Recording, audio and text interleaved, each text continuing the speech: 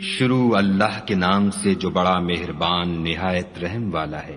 جو چیز آسمانوں میں ہے اور جو چیز زمین میں ہے سب خدا کی تسبیح کرتی ہے، اسی کی سچی بادشاہی ہے اور اسی کی تعریف لامتناہی ہے اور وہ ہر چیز پر قادر ہے۔ وہی تو ہے جس نے تم کو پیدا کیا، پھر کوئی تم میں کافر ہے اور کوئی مومن، اور جو کچھ تم کرتے ہو خدا اس کو دیکھتا ہے۔ اسی نے آسمانوں اور زمین کو مبنی بر حکمت پیدا کیا، اور اسی نے تمہاری صورتیں بنائیں اور صورتیں بھی پاکیزہ بنائیں، اور اسی کی طرف تمہیں لوٹ کر جانا ہے۔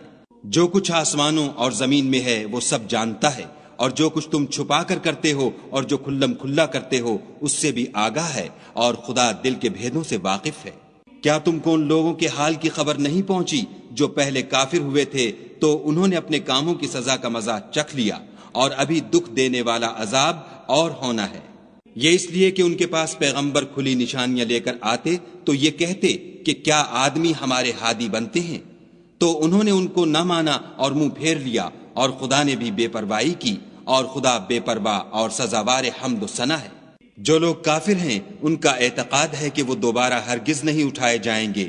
کہہ دو کہ ہاں ہاں میرے پروردگار کی قسم تم ضرور اٹھائے جاؤ گے، پھر جو جو کام تم کرتے رہے ہو وہ تمہیں بتائے جائیں گے، اور یہ بات خدا کو آسان ہے۔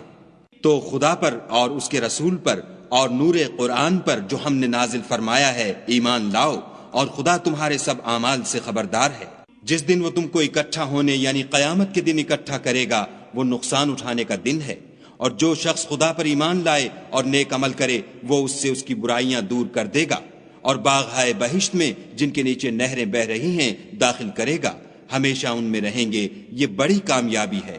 اور جنہوں نے کفر کیا اور ہماری آیتوں کو جھٹلایا وہی اہل دوزخ ہیں، ہمیشہ اس میں رہیں گے، اور وہ بری جگہ ہے۔ کوئی مصیبت نازل نہیں ہوتی مگر خدا کے حکم سے، اور جو شخص خدا پر ایمان لاتا ہے وہ اس کے دل کو ہدایت دیتا ہے، اور خدا ہر چیز سے باخبر ہے۔ اور خدا کی اطاعت کرو اور اس کے رسول کی اطاعت کرو۔ اگر تم منہ پھیر لوگے تو ہمارے پیغمبر کے ذمے تو صرف پیغام کا کھول کھول کر پہنچا دینا ہے۔ خدا جو معبود برحق ہے اس کے سوا کوئی عبادت کے لائق نہیں، تو مومنوں کو چاہیے کہ خدا ہی پر بھروسہ رکھیں۔ مومنوں، تمہاری عورتوں اور اولاد میں سے بعض تمہارے دشمن بھی ہیں، سو ان سے بچتے رہو، اور اگر معاف کر دو اور درگزر کرو اور بخش دو تو خدا بھی بخشنے والا مہربان ہے۔ تمہارا مال اور تمہاری اولاد تو آزمائش ہے، اور خدا کے ہاں بڑا اجر ہے۔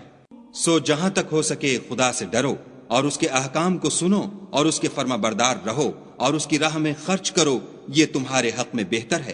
اور جو شخص طبیعت کے بخل سے بچا لیا گیا تو ایسے ہی لوگ راہ پانے والے ہیں۔ اگر تم خدا کو اخلاص اور نیت نیک سے قرض دو گے تو وہ تم کو اس کا دو چند دے گا، اور تمہارے گناہ بھی معاف کر دے گا، اور خدا قدر شناس اور بردبار ہے، پوشیدہ اور ظاہر کا جاننے والا، غالب اور حکمت والا۔